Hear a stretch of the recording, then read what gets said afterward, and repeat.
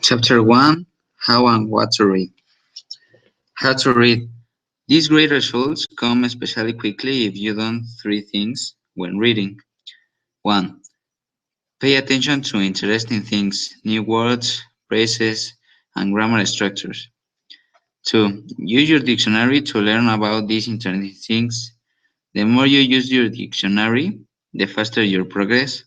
If you don't like to stop reading to look up a word in your dictionary, you can write down all the interesting sentences, or you can underline them in the book with a pencil.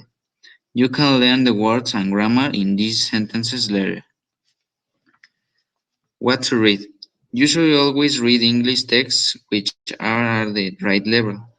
What does it mean? There shall be some words that you don't know because you want to learn something.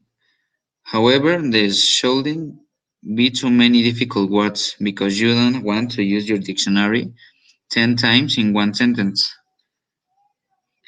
Here are the kinds of text that you can read in English.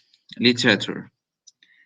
If normal books are too difficult for you, we recommended the Penguin Graded Readers series. They are famous books written in simple language. There are many levels of difficulty, from easy starts, which use only 200 basic English words, to advanced 3,000 words science books. If you are interested in science, you can get great science books written in English.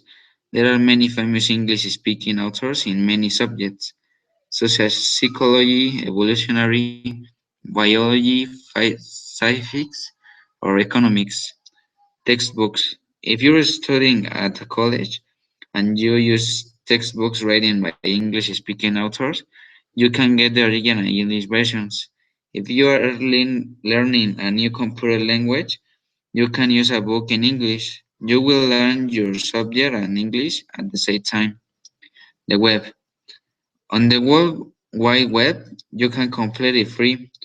You can read about every subject in the world, whatever interests you, because you will often spend many hours surfing the web. You can also learn a lot of English.